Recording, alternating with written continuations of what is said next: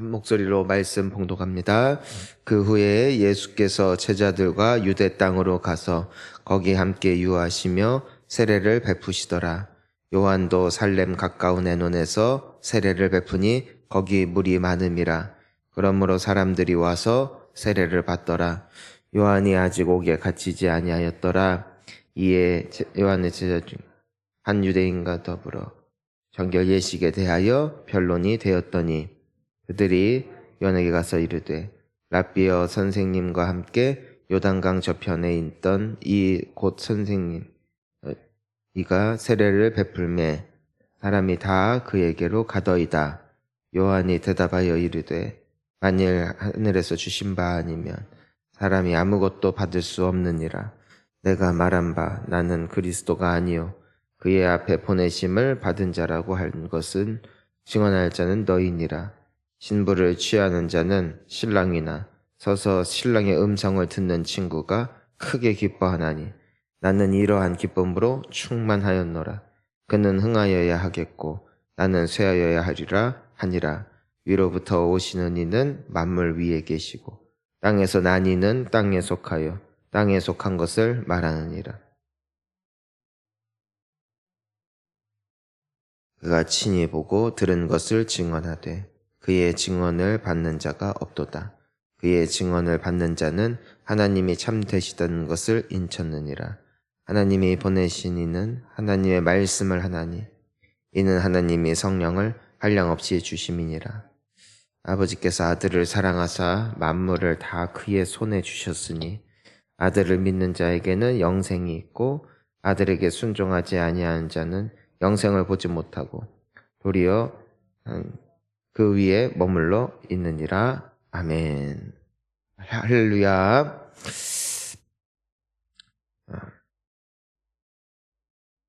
그 세례 요한이라는 사람이 그 당시에 얼마나 그 영향력이 컸던 사람이었냐면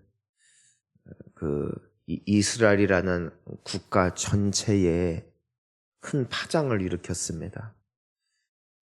우리가 계속해서 함께 배운 것처럼 이 이스라엘이라는 국가가 정말 하나님의 특별한 은혜를 받아서 이렇게 생겨난 국가였음에도 불구하고 이젠 잘 먹고 잘 살게 되면서부터 영적으로 굉장히 오랜 침체기를 겪었던 국가이기도 합니다. 그래서 우리가 겪는 여러 가지 사회적인 이슈, 문제들, 그리고 서민들의 고통과 더불어 또 지도층의 부패, 그 모든 것들이 어디서부터 시작된 것이었냐면은 하나님의 그 절대적인 말씀이 기준이 되지 않고 그냥 사람들이 다 자기의 그냥 식견에 다 옳은 대로 살아가다 보니까 결국 인간이라는 게 욕심이 많잖아요. 그리고 또 지혜도 부족하고 살아봐야 끽해야 100년도 못 사는데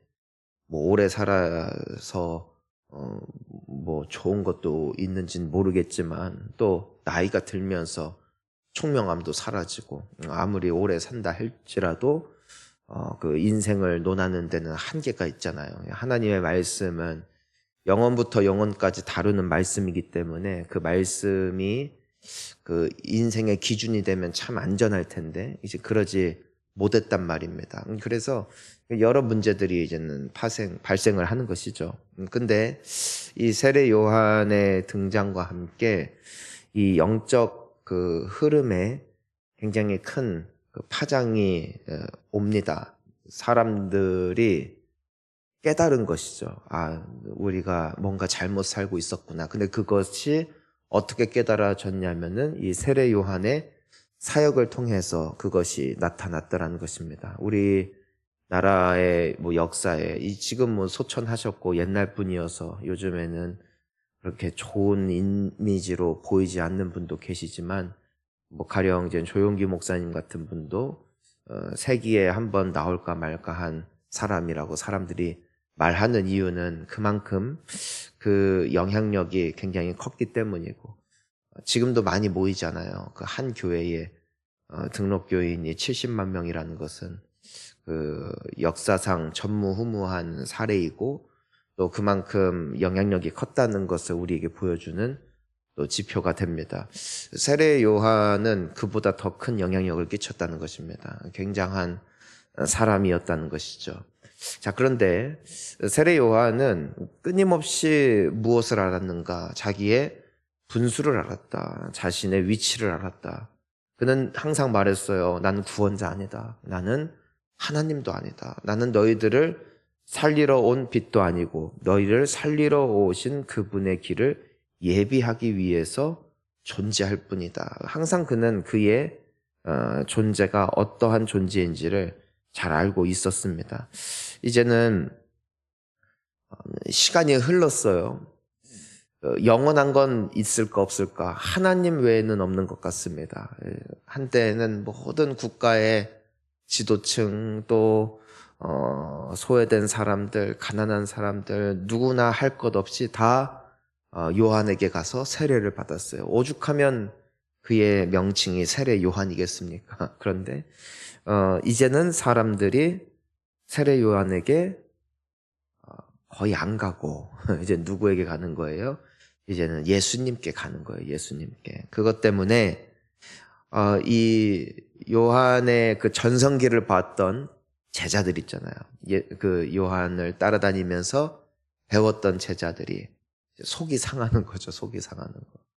한때는 사람들이 다 우리 선생님 따라왔는데 이제는 그 사람들이 다 빠져나가고 지금도 안 오는 건 아니지만 우리 선생님 전성기 때에 비하면은 너무 초라해 보이는 이 시간을 보내는 게 굉장히 이제는 속이 쓰린 거죠.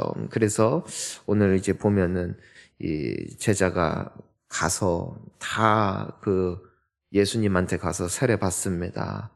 했더니 그 요한이 뭐라고 대답하는가? 우리 27절부터 30절까지 한번 읽습니다.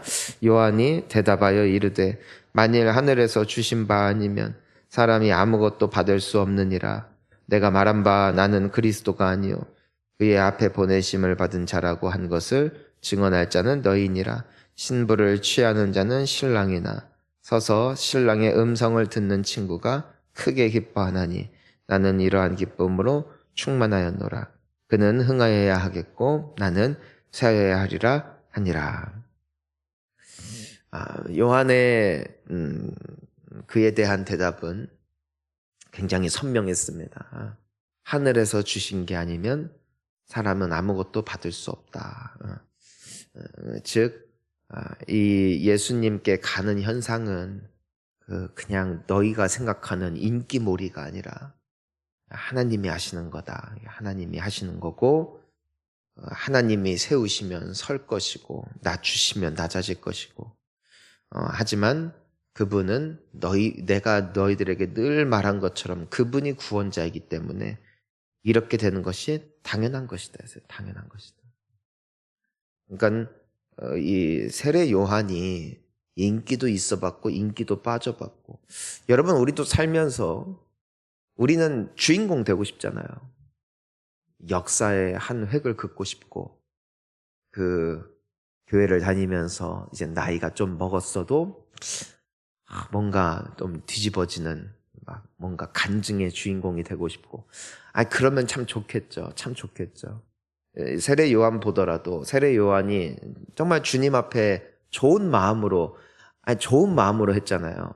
그 사역을 할 때 나쁜 마음이 아니라 되게 순전한 마음으로 했고 착하고 겸손하고 이런 분이 잘 돼야지. 그러니까 마지막까지 잘 됐으면 좋겠다니까요. 그런데 사람 눈에 보기엔 잘 안 되는 게 맞아요. 잘 안 되는 게.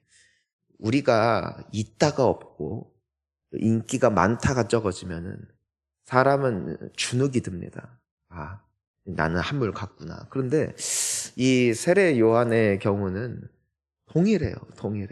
그 사람들이 많이 올 때나 적게 올 때나 인기가 많을 때나 적을 때나 사람들이 찾을 때나 찾지 않을 때나 그는 한결같아요. 왜냐하면 그의 정체성이 무엇이에요? 내 인생의 주인공은 오직 예수님이고 나는 그분을 빛나게 하는 존재다. 나는 빛나게 할 존재지 그분이 빛나야 된다. 그는 철저히 서브로서의 역할, 예수님을 주인공으로 만드는 역할을 끝까지 감당하며, 그래서 그는 말하는 거죠. 그는 흥해야겠고 나는 쇠하여야 한다. 그분이 높임받는 데 있어서 나는 걸림돌 될 필요 없고, 나의 이 작은 짧은 인생을 통해서 사람들이 그분을 발견케 되었으니 나는 그것으로 족하다. 이게 세례 요한의 위대함입니다. 만약에 우리의 인생이 뭐 길면 길고 짧으면 짧고, 뭐 잘 나갔다면 잘 나갔고, 뭐 지금 뭐 망한 것 같다면 망한 것 같다 할지라도, 만약에 나의 이 삶을 통하여 어느 누구 하나라도 예수님을 바라볼 수 있었다면 우린 그로 말미암아 기뻐해야 됩니다. 만약에 내가 누군가에게 저 사람 보니까 하나님이 계신 것 같다. 우리 아빠, 우리 엄마 보니까 그래도 기도하는 집이 낫다. 그래도 저 집사님, 권사님, 장로님 보니까 그래도 아직까지 그래도 교회는 다닐 만한 곳이고 이래서 예수를 믿나 보다. 만약에 누군가가 말입니다. 오늘 하루를 여러분들을 보면서 어느 누구라도 여러분을 통하여 예수님을 볼 수 있었다면 여러분은 이미 잘 산 인생이요. 여러분들은 복된 인생입니다. 그것으로 족하라는 거예요. 오늘 말씀은. 왜요? 우리는 주인공이 아니니까. 우리 예수님을 빛나게 할 존재들이니까. 때로는 이름 없이 빛도 없이 나아가는 것이죠. 그리고 그 길 끝에 주님의 칭찬이 있습니다. 오늘 우리가 이 본문에는 나오지 않지만 나중에 예수님이 세례 요한에 대해서 그가 죽었을 때 말입니다. 그에 대하여 무엇이라고 평하시냐면은 여자가 낳은 자 중에 이보다 큰 자가 없었다. 여러분, 이건 굉장한 선포입니다. 그러니까 예수님이야 그 하나님이시니까 그분 제외하고 이 인류의 역사 속에 존재했던 모든 사람들 중에 이 사람보다 뛰어난 사람이 없었다. 이건 예수님의 평이니까 확실한 겁니다. 사람들의 어떤 평가가 아니니까. 그것이 세례 요한이 나중에 천국 가서 하나님께 받았던 평가였죠. 얼마나 많은 칭찬이 있었을까. 왜 그랬는가. 자기를 낮췄기 때문입니다. 자기가 드러나는 것이 아니라 철저히 낮췄기 때문입니다. 예수님밖에 없는 거예요. 그는 인기도 필요 없어요. 예수님만 드러나면 되는 거예요. 그래서 그는 한없이 낮췄어요. 친구가 마치 그 신랑이 들어온 것을 보면서 기뻐하듯이 나는 기뻐한다. 그러니까 그는 주인공이 될 생각이 없었어요. 마지막까지 낮췄다니까요. 우리가 함께 바라봐야 될 영성이 여기에 있는 것이죠. 사랑하는 성도님 여러분, 우리 주인공 되지 말고 마지막까지 낮아질 수 있기를 축복합니다. 그냥 내 이름 뭐 안 불러준다고 삐지지 말고 또 잊어버릴 수 있잖아요. 나는 이렇게 해줬는데 안 해줄 수도 있고요. 나는 이렇게까지 표현해줬는데 상대방은 쌩할 수도 있어요. 괜찮다 이거야. 나는 열심히 기도했는데 생각처럼 인생이 내가 기도했던 것처럼 풀리지 않을 수도 있고, 또 내가 그토록 소원했지만 내가 바랬던 바가 다 이루어지지 않을 수도 있습니다. 하지만 세례 요한과 같이 우리 주님이 나를 통해 드러났음에 감사할 수 있다면 우리 주님의 평가는 후할 것이고, 그리고 그 날에 주님을 만나 뵙게 될 날에 내가 이 세상에서 받지 못했던 칭찬, 세상에서 누리지 못했던 성공, 그 모든 것을 주님이 갚아주실 때 우리는 주님 족합니다 고백할 수 있는 풍성한 상급의 주인공이 될 줄 믿습니다.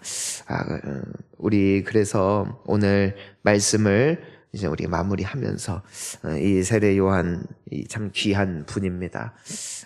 이제 그가 정말 증언했던 우리 예수 그리스도를 우리도 이 땅을 살면서 세례 요한과 같이 우리 주님을 내가 오늘 하루 살면서 어떻게 내가 드러낼 수 있을까? 그리고 만약에 누군가가 나를 통해 그걸 발견했다면 그것으로 만족할 줄 아는 겸손의 영성으로 끝까지 세례 요한처럼 기쁨을 놓치지 않는, 또 감사를 놓치지 않는 우리 모두가 될 수 있기를 소원합니다.